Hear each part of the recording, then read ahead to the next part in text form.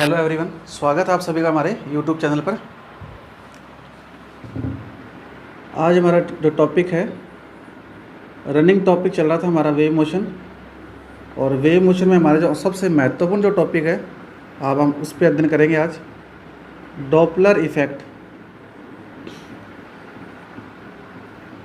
Doppler प्रभाव। तो सबसे पहले तो हम इसका बेसिक कॉन्सेप्ट देखेंगे, डॉपलर प्रभाव है क्या, कैसे होता है, क्या इसका अर्थ है। मान लीजिए कोई व्यक्ति है, तो एक पर्सन है और ये कोई ट्रेन है और ट्रेन स्थिर है, व्यक्ति भी प्रारंभ में क्या है, स्थिर। तो ट्रेन जब हॉर्न ब्लो करती है तो उस हॉर्न के कारण जो ध्वनि उत्पन्न होती है,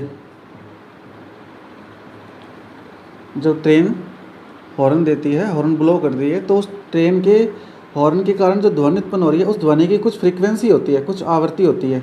मान लेते हैं वो आवृत्ति कितनी है, उसकी n है। तो व्यक्ति जब स्थिर है और जब ट्रेन स्थिर है, तो ट्रेन के हॉर्न के कारण उस व्यक्ति को सुनाई देने वाली जो ध्वनि है, उसकी आवृत्ति n है, तो उस व्यक्ति को वो ध्वनि सुनाई देती है।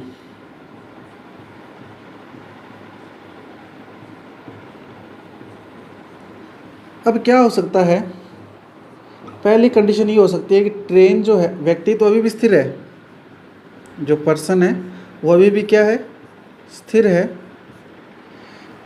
प्रथम कंडीशन जो है, प्रथम जो शर्त है वो ये हो सकती है कि ट्रेन जो है मूव करे व्यक्ति की ओर। दूसरी कंडीशन ये हो सकती है कि जो ट्रेन है वो व्यक्ति से दूर मूव करे, दूर जाए व्यक्ति से। इन दोनों ही कंडीशन में क्या होगा, व्यक्ति को जो ध्वनि सुनाई दे रही है, व्यक्ति को जो ध्वनि सुनाई दे रही है, उस ध्वनि का मान कुछ अलग प्रतीत होगा, पहले जो ध्वनि सुनाई दे रही थी उसकी तुलना में, उसके कंपैरिजन में। जब ट्रेन व्यक्ति, स्थिर व्यक्ति के नज़दीक आएगी, तो इस कंडीशन में जो व्यक्ति है उसे जो ध्वनि है तीक्ष्ण या तीखी सुनाई देगी। और जब ट्रेन दूर जा रही है स्थिर व्यक्ति से, इस स्थिति में जो व्यक्ति को ध्वनि सुनाई देगी, वो ध्वनि उसे मोटी या हम कह सकते हैं कम तीक्ष्ण सुनाई देगी। अब यहाँ तीखी, तीक्ष्णता से मतलब है तारत्व। तो यहाँ जो तारत्व होगा ध्वनि का वो अधिक होगा जब ट्रेन पास आएगी स्थिर व्यक्ति के, और जब ट्रेन स्थिर व्यक्ति से दूर जा रही है तब ध्वनि का तारत्व क्या होगा, कम होगा। तारत्व से हमारा मीनिंग है आवृत्ति। तारत्व से हमारा मीनिंग क्या है, आवृत्ति। तो जब ट्रेन स्थिर व्यक्ति के नज़दीक आएगी तो उस व्यक्ति को सुनाई देने वाली जो ध्वनि की फ्रीक्वेंसी है वो ज़्यादा सुनाई देगी, तीक्ष्ण सुनाई देगी, तीखी सुनाई देगी। और जब ट्रेन स्थिर व्यक्ति से दूर जाएगी तो उसे सुनाई देने वाली ध्वनि की आवृत्ति कम प्रतीत होगी, उसे वो कम तीखी सुनाई देगी। अब तारत्व और आवृत्ति में क्या संबंध है? तारत्व को हम आवृत्ति से संबंध करते हैं कि यदि ध्वनि तीक्ष्ण सुनाई देती है तो ध्वनि की आवृत्ति क्या है, ज़्यादा, और ध्वनि अगर कम तीक्ष्ण सुनाई देती है तो ध्वनि की फ्रीक्वेंसी क्या है, कम। लेकिन इनमें एक अंतर है, तारत्व का भौतिक मापन संभव नहीं है। तारत्व का भौतिक मापन संभव नहीं है। इसे हम केवल हमारे अनुभव के आधार पर, हमारे एक्सपीरियंस के आधार पर ही दर्शा सकते हैं। अनुभव के आधार पर दर्शाते हैं। फॉर एग्जाम्पल, आपको ध्वनि तीक्ष्ण सुनाई दे रही है तो हमें कहेंगे उसका तारत्व क्या है, ज़्यादा। और यदि आपको ध्वनि कम तीक्ष्ण सुनाई दे रही है तो हम कहेंगे उसका तारत्व क्या है, कम। इसका भौतिक मापन संभव नहीं है। भौतिक मापन जैसे फ्रीक्वेंसी का भौतिक मापन क्या होता है, प्रति सेकंड कंपनों की संख्या, प्रति सेकंड कंपनों की संख्या। तो प्रति सेकंड कंपनों की संख्या, दोलनों की संख्या, हम काउंट कर सकते हैं। तो आवृत्ति का जो है भौतिक मापन संभव है। इन दोनों में ये अंतर है, तारत्व और आवृत्ति में। तारत्व को आवृत्ति से हम संबंधित तो कर सकते हैं कि अगर तारत्व ज़्यादा है, ध्वनि तीक्ष्ण सुनाई दे रही है तो उसकी आवृत्ति ज़्यादा है। तारत्व कम है, ध्वनि कम तीक्ष्ण सुनाई दे रही है तो उसकी आवृत्ति कम है। लेकिन इनमें अंतर ये है कि तारत्व का भौतिक मापन संभव नहीं है, इसे हम नाप नहीं सकते, फाइंड नहीं कर सकते, जबकि आवृत्ति को हम फाइंड कर सकते हैं। इसका फिजिकल जो मेजरमेंट है वो संभव है, भौतिक मापन संभव है, क्योंकि ये प्रति सेकंड कंपनों की संख्या होती है। इसे हम अपने एक्सपीरियंस के आधार पर, अनुभव के आधार पर कह सकते हैं कि अगर ध्वनि तीक्ष्ण सुनाई दे रही है तो उसका तारत्व क्या ज़्यादा है, और ध्वनि अगर कम तीक्ष्ण सुनाई दे रही है तो उसका तारत्व कम है, उसकी आवृत्ति कम है। तो एक तो ये बात हुई। अब इसी प्रकार से मान लीजिए ट्रेन स्थिर है, मान लीजिए ट्रेन स्थिर है और जो व्यक्ति है वो ट्रेन की ओर आए, अथवा व्यक्ति ट्रेन से दूर जाए। तो व्यक्ति जब ट्रेन की ओर आएगा तो उसे तारत्व ज़्यादा महसूस होगा, ध्वनि ज़्यादा तेज़ सुनाई देगी, आवृत्ति ज़्यादा सुनाई देगी क्योंकि वो नज़दीक आ रहा है। और अगर व्यक्ति स्थिर ट्रेन से दूर जा रहा है, ट्रेन स्थिर है लेकिन व्यक्ति दूर जा रहा है तो उसे तारत्व कम सुनाई देगा, कम तीखी ध्वनि सुनाई देगी, उसे तीखापन कम लगेगा, यानी उसकी फ्रीक्वेंसी उसे कम महसूस होगी। अब ऐसे ही पहली कंडीशन ये थी, सेकंड कंडीशन ये है। अब क्या करें, ट्रेन और व्यक्ति दोनों एक दूसरे की ओर गतिशील हों, ट्रेन और व्यक्ति दोनों एक दूसरे से दूर गतिशील हों। तो जब ट्रेन और व्यक्ति दोनों एक दूसरे की ओर आएंगे तो इस स्थिति में भी व्यक्ति को तारत्व ज़्यादा महसूस होगा, ध्वनि की फ्रीक्वेंसी ज़्यादा महसूस होगी, प्रतीत होगी। ट्रेन और व्यक्ति जब दोनों दूर जाएंगे तो इस कंडीशन में दोनों दूर जा रहे हैं तो उसे तारत्व कम महसूस होगा, ध्वनि की तीक्ष्णता कम महसूस होगी, आवृत्ति उसे कम महसूस होगी। तो हो क्या रहा है, इन सभी कंडीशंस के अंदर ये हो रहा है कि जो ट्रेन का हॉर्न है उसके द्वारा उत्पन्न होने वाली ध्वनि की फ्रीक्वेंसी तो नियत ही है। ट्रेन का हॉर्न तो ध्वनि जो उत्पन्न कर रहा है उसकी फ्रीक्वेंसी, उसकी आवृत्ति तो नियत ही है। ऐसा तो है नहीं कि हम ट्रेन के नज़दीक या दूर जाएंगे या ट्रेन हमारे पास या दूर आएगी तो ट्रेन का जो हॉर्न है वो आगे पीछे ध्वनि की आवृत्ति को बदल देगा। ट्रेन के द्वारा या ट्रेन के हॉर्न के द्वारा उत्पन्न ध्वनि की आवृत्ति तो नियत है, लेकिन ट्रेन व व्यक्ति के मध्य आपेक्षिक गति, रिलेटिव मोशन, आपेक्षिक गति के कारण आवृत्ति में कुछ आभासी परिवर्तन महसूस होता है। आवृत्ति में कुछ आभासी परिवर्तन, आभासी क्यों? क्योंकि ट्रेन का हॉर्न जो आवृत्ति, जिस आवृत्ति ध्वनि तरंग उत्पन्न कर रहा है वो तो नियत है, लेकिन उसके बावजूद भी कभी हमें ध्वनि तीक्ष्ण महसूस हो रही है, आवृत्ति ज़्यादा महसूस हो रही है, कभी हमें ध्वनि की आवृत्ति कम महसूस हो रही है, उसकी तीक्ष्णता कम महसूस हो रही है। तो ये आभासी परिवर्तन है जो हमें महसूस होता है। तो ट्रेन और व्यक्ति के मध्य आपेक्षिक गति के कारण, रिलेटिव मोशन के कारण, चाहे ट्रेन व्यक्ति की ओर आए, चाहे ट्रेन व्यक्ति से दूर जाए, चाहे व्यक्ति ट्रेन की ओर जाए या व्यक्ति ट्रेन से दूर जाए, या व्यक्ति और ट्रेन दोनों पास आए या व्यक्ति और ट्रेन दोनों दूर जाए, इसे आपेक्षिक गति बोलते हैं। कोई भी गति करे, चाहे पास आए चाहे दूर जाए, चाहे एक गति करे चाहे दोनों गति करे, तो इसको बोलते हैं आपेक्षिक गति। तो ट्रेन व व्यक्ति के मध्य आपेक्षिक गति के कारण जो आवृत्ति में आभासी परिवर्तन महसूस होता है, इसे सबसे पहले डॉपलर नामक वैज्ञानिक ने दर्शाया, बताया इसके बारे में। इसीलिए इस आवृत्ति में होने वाले आभासी परिवर्तन को डॉपलर प्रभाव के नाम से जाना जाता है। और डॉपलर प्रभाव सबसे पहले डॉपलर नामक वैज्ञानिक ने बताया। उसने तारत्व और आवृत्ति के बारे में बताया कि जब हम ट्रेन या व्यक्ति या ट्रेन एक दूसरे की ओर आते हैं, एक दूसरे से दूर जाते हैं, तो हमें तीखेपन में उसकी तीक्ष्णता ज़्यादा सुनाई देती है, तीक्ष्णता कम सुनाई देती है। तो उस चीज़ को उसने डॉपलर प्रभाव के नाम से परिभाषित किया। अब यहाँ पे सिर्फ ट्रेन और व्यक्ति की बात नहीं है, जो ध्वनि तरंग उत्पन्न करेगा, मैं यहाँ पे इसको रिपीट कर रहा हूँ, थोड़ी सी बात एक बार और।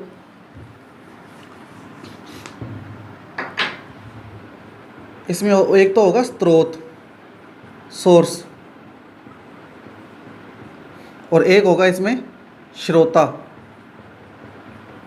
श्रोता, ओ मतलब ऑब्जर्वर। सोर्स क्या होगा? जो ध्वनि तरंगे उत्पन्न करता है। और श्रोता क्या होगा? जो आवृत्ति में, या ऐसे कह सकते हैं जो ध्वनि तरंगों को सुनेगा, जो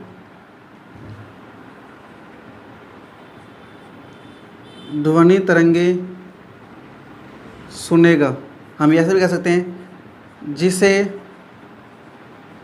आवृत्ति का या ध्वनि तरंगों का क्या होगा, आभास होगा, वो क्या होगा, श्रोता, जिसे हमने ध्वनि तरंगों को सुनाई करवाना है, सुनाई दिलाना है इसको, या जो आवृत्ति में आभासी परिवर्तन महसूस करेगा, जिसे आवृत्ति का आभास होगा, वो तो श्रोता होगा, और जो ध्वनि तरंग उत्पन्न करेगा वो क्या होगा, स्रोत।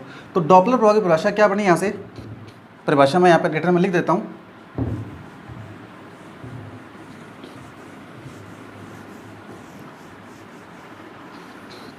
परिभाषा क्या होगी, देखिए, स्रोत S व श्रोता O के मध्य आपेक्षिक गति, रिलेटिव मोशन के कारण, आपेक्षिक गति के कारण आवृत्ति में हुआ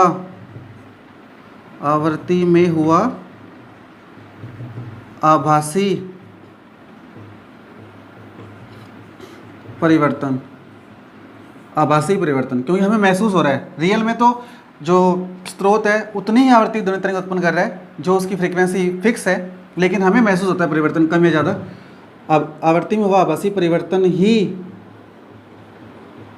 डॉपलर प्रभाव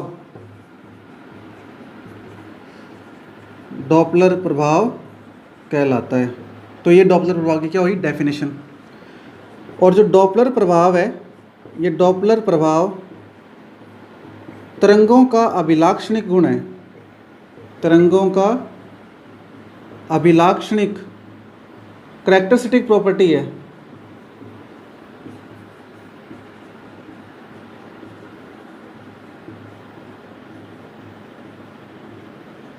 करैक्टरिस्टिक प्रॉपर्टी, अभिलाक्षणिक गुण है।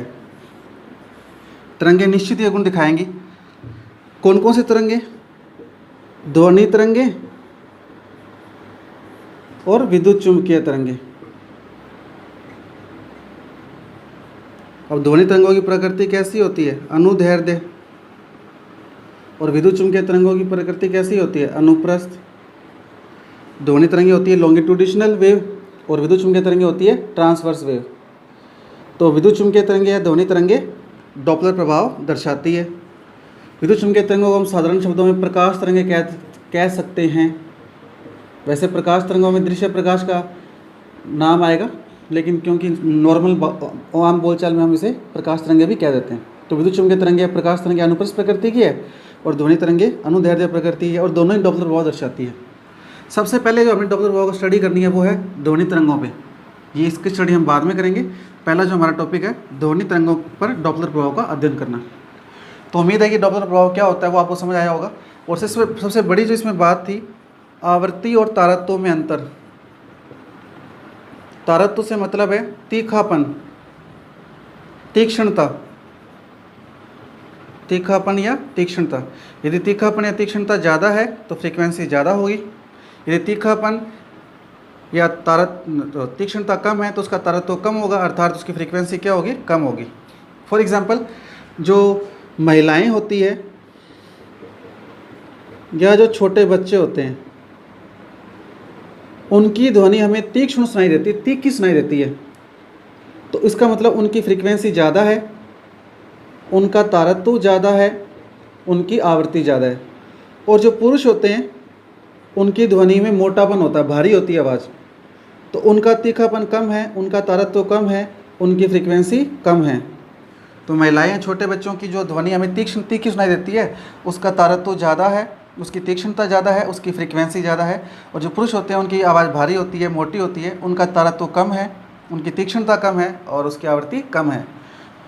तारत्व और को आवृत्ति से संबंध तो कर सकते हैं, लेकिन तारत्व का भौतिक मापन संभव नहीं है, इसे भौतिक रूप से नहीं मेजर कर सकते, जबकि फ्रीक्वेंसी का प्रति सेकंड कंपनों की संख्या का मेजरमेंट होता है, इसका भौतिक मापन संभव है। तो ये इन दोनों में मेजर एक रिलेशन है। तो आप एक बार इस टॉपिक को स्टडी कीजिए, फिर इसके बाद हम नेक्स्ट टॉपिक स्टडी करते हैं।